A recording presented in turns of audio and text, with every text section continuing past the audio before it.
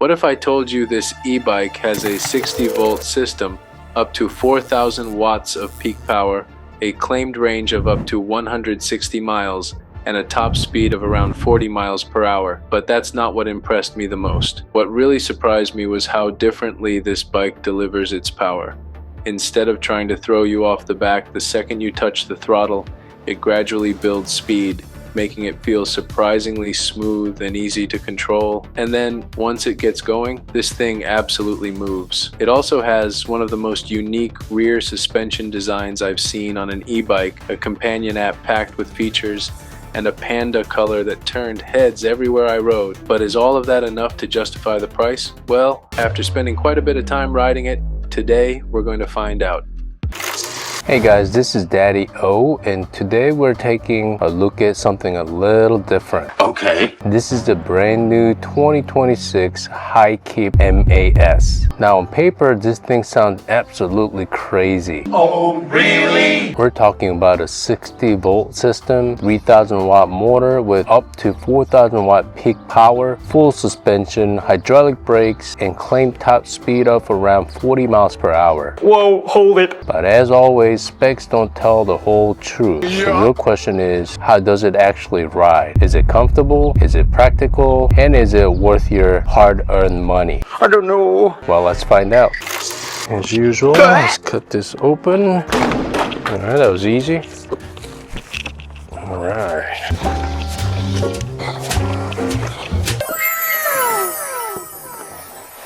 As soon as you open the box, you can tell Hikeep did a really nice job with the packaging. Everything is secured with thick styrofoam zip ties and protective wrapping, so nothing shifts around during shipping. Alright, let's cut everything open and see what we've got. And there it is. Wow. I have to say, I'm really liking this Panda color. It's definitely different from what I'm used to seeing.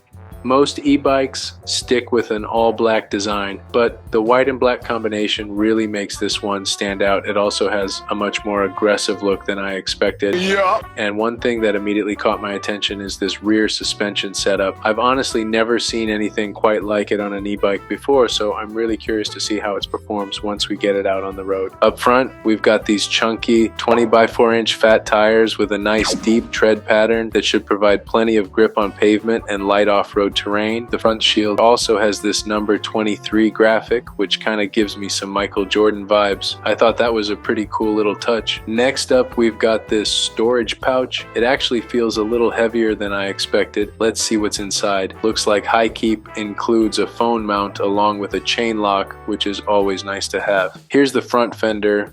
The seat feels well padded and comfortable, but we'll find out how it actually feels once we spend some time riding. Inside this accessory box, we've got the tools for assembly, the NFC cards, a couple of keys, and the left and right pedals. Underneath that, you'll find the owner's manual, a manual air pump, battery charger, and headlight, and that's everything included in the box. Now let's get this thing assembled and see what it's really all about. With everything out of the box, it's time to get this bike put together. The first step is installing the front wheel. Just carefully guide the brake rotor between the brake pads, slide the front axle through, tighten everything down, and give the wheel a quick spin to make sure everything is lined up and spinning freely. Next, flip the bike back onto its wheels and install the handlebars.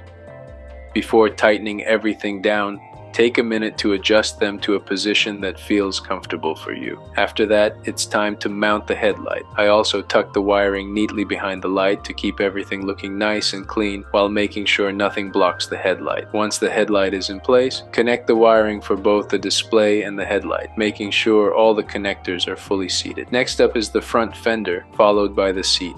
The seat simply lines up with the 4 mounting holes on the rear rack and bolts right into place. After that, install the taillight using the factory screws, then thread on the pedals. Just remember, the left pedal tightens counterclockwise, while the right pedal tightens clockwise. The final step is attaching the front number plate using the included zip ties. I actually think this gives the bike a pretty cool motocross inspired look and adds to its aggressive styling. Once everything is installed, take a few minutes to adjust the display, controls, brake levers, and shifters. Overall, I thought the assembly process was pretty straightforward. It took me around 30 to 40 minutes from start to finish, but I wasn't rushing. If you've assembled an e-bike before, and even if it's your first time, just follow the manual, take your time, and you'll be out riding before you know it. Now that everything is put together, let's take a closer look at the bike.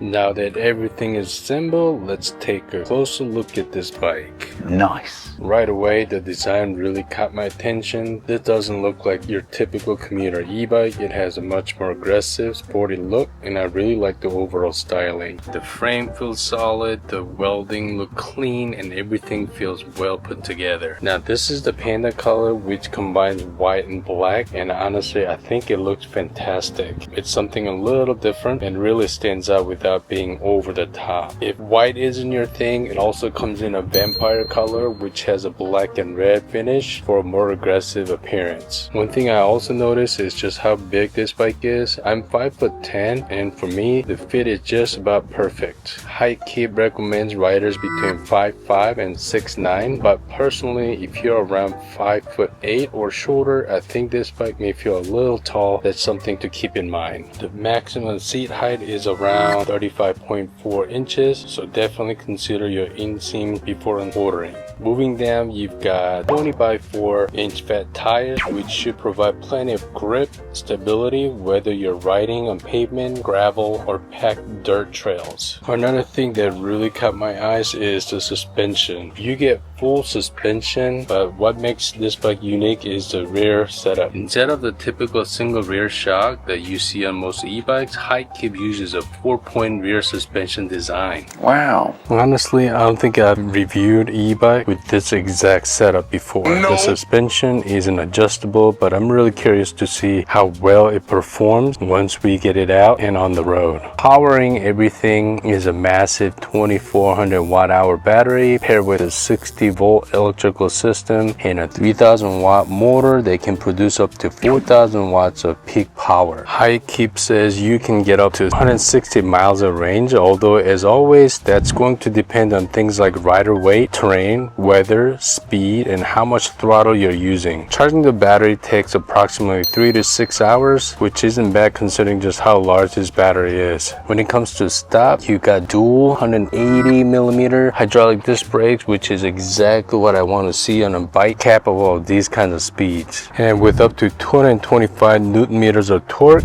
this thing should have plenty of pulling power for hills, quick acceleration. The bike itself weighs around 95 pounds, so it's definitely isn't something you're going to casually throw into the back of your car. The maximum payload is an impressive 500 pounds, giving you plenty of capacity for larger riders or carrying extra gear. Of course, numbers on paper only tell part of the story. The real test is seeing how everything performs out in the real world. But before we hit the road, there's one more feature HighKeep specifically wanted me to show you. Before we hit the road, there's one more thing HighKeep basically wanted me to show you, and that's their companion app. Getting everything set up was actually really easy. Just scan the QR code in the manual or on the screen, download the app, create an account, and connect the bike through Bluetooth. The whole process only took a couple of minutes. Cool. Once you're connected, this is the main dashboard. Right away, you can see things like your battery level, ride information, trip data, and other useful stats all in one place. As I started exploring the app, I found several different menus and settings to look through. Let me show you a few button functions before we take it out for a spin. On the left side, there is a power button right here in the middle. You hold that for a few seconds. And that should turn on the bike. Either you set the passcode, I haven't set that up yet, so I'm going to use my NFC card, or I can use the app to turn on the bike. As you can see, it says lock. I can unlock it using the app. Cool. On the screen, it shows that it's ready. On the top left corner, top right corner, there's a battery level and the Bluetooth is connected. Right in the middle, that's a speedometer. On the left side, it shows a trip mileage. Right now it says 0. Odometer, it says 0. So this is brand new bike. Here on the left, as you can see, there's a plus and minus button. By pressing plus, it shows the pedal assist 2 level. And it goes all the way to pedal assist 3. That's the highest it'll go. And then here is a headlight button. And I do love this bright headlight. Look how bright the headlight is. On me. And it does have the tail light back here. And here's a brake light. And it does have a horn button. It's a distant sound, but it's not the loudest I've heard. And on the right side, it does have your basic 7-shift Shimano manual gear. I think if you hold the plus and minus button, maybe it should take you to the advanced setting. Unfortunately, in the manual book, it doesn't tell me what these advanced settings are. So I'm not sure what this P09 is. So I'm just gonna try to put the highest, see what it does. This 29 will go high. Let's see what it does. All right, let's go take this out for a spin, see how fast this goes and how comfortable this ride is. All right, so let's go ahead, turn on the bike. See, use the NFC card. It's turned on. Right now, it is super windy. Let's start with the pedal assist one. According to the manual book, this should go up to 17 miles per hour. Oh yeah, I felt the boost. This tires does feel really grippy. I can feel it with that deep groove tread on the pedal assist one. Slightly paddling, going about 18.9 miles per hour. Here, now let me go ahead and try paddle assist 2 using the paddle.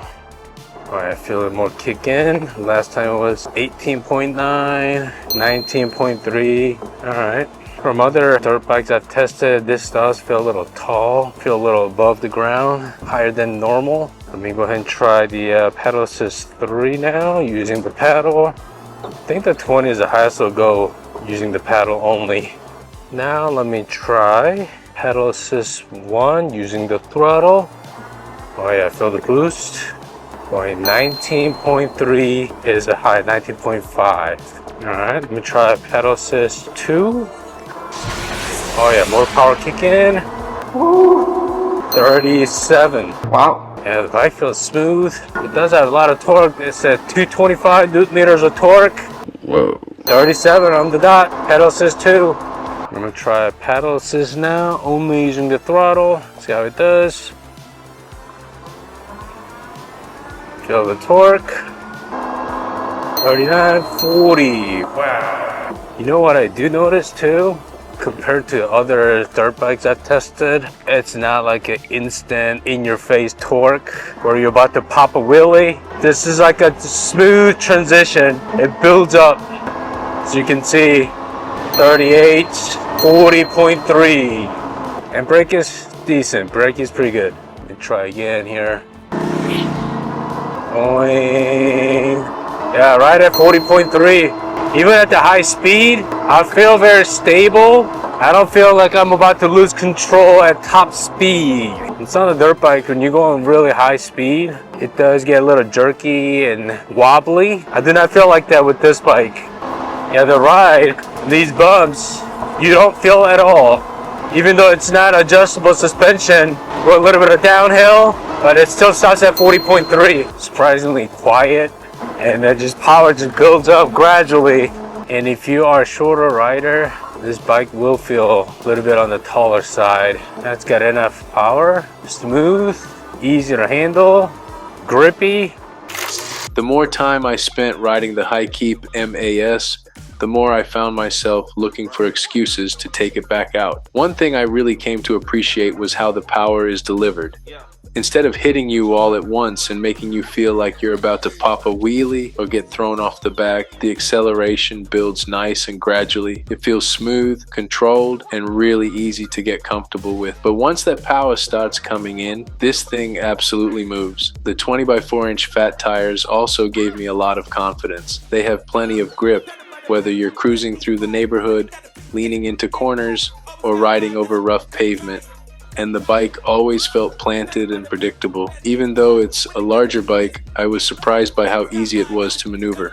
After just a few minutes, it felt natural, comfortable, and honestly just a lot of fun to ride. And I have to mention this Panda color again. Pictures really don't do it justice. It's different, it's clean, and everywhere I rode, people seem to take a second look. If you're someone who likes riding something that stands out from the crowd, this bike definitely gets noticed. I can see this being a great choice for older teens and adults who are looking for a fun, powerful ride, but it's also practical enough for everyday commuting. thanks to the large battery and impressive claimed range. At the end of the day, that's probably what impressed me the most. The Hikeep MA-S isn't just fast, it's fun, and to me, that's what keeps you coming back for one more ride. So after spending quite a bit of time with the Hikeep MA-S, I think I have a pretty good idea of who this bike is really for. The first thing that stood out to me was the overall design. This bike definitely has its own personality. There are plenty of e-bikes on the market that look almost identical, but this one immediately grabs your attention. Personally, I love this Panda color. The white and black combination is clean, unique, and honestly just looks premium. Everywhere I rode, I found people looking at it or asking questions about it. Whether I was stopped at a light, riding through the neighborhood, or parked somewhere grabbing a drink, this bike definitely turned some heads.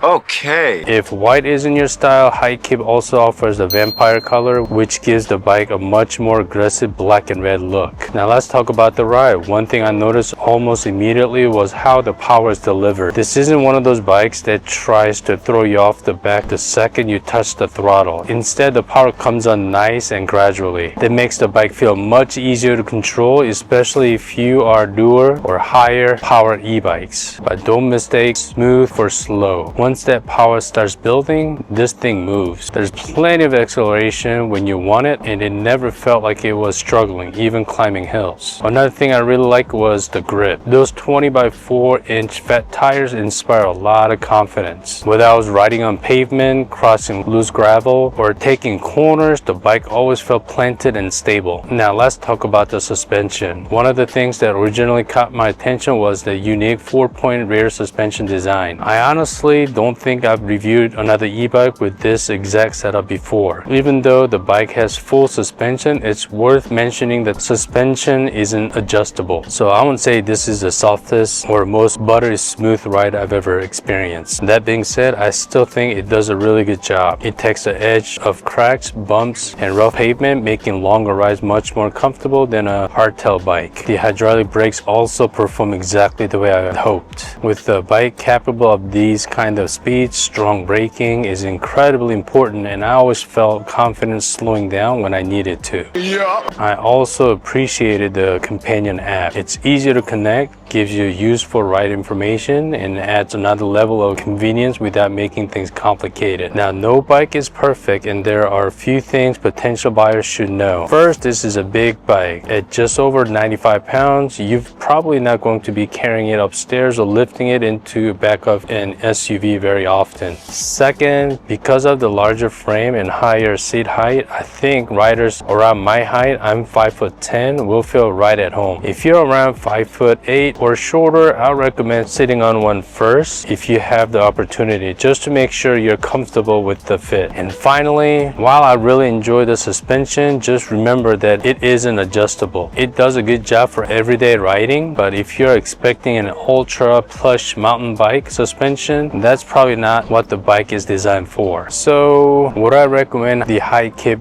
MA-S? Honestly, yes, I would. If you're looking for an e-bike that's lightweight and easy to carry around, this probably isn't the one. But if you're looking for something that's powerful, comfortable, incredibly stable, and guaranteed to get people's attention, I think Hikeep has done a really nice job here. I love the unique styling. I love how smooth and controlled the power delivery feels. When you put everything together, you end up with a really fun e-bike that's comfortable enough for everyday rides, powerful enough to put a smile on your face, and unique enough that people are actually going to notice it. If you're interested in learning more about the Hikeep MA-S, I'll have the product link, my affiliated link, and if Hikeep has provided my exclusive discount code, I'll have that down in the description below so you can save little money before ordering. And if you have any questions about the bike that I didn't answer in today's video, leave them down in the comments. I always enjoy hearing from you guys, and I'll do my best to answer as many questions as I can. I also love to know what you think about this Panda color. Would you choose this one, or would you go with the vampire color instead? I don't know. Let me know down below. If you enjoyed today's review and found it helpful, don't forget to give this video a thumbs up. It really helps support the channel and lets YouTube know you like to see more reviews like this. And if you're new here, consider subscribing. We got a lot more e-bike, scooters, technology, and family adventures coming your way, and I think you're really going to enjoy what's coming next. Thank you all so much much for watching. We'll see you guys in the next one. Bye guys.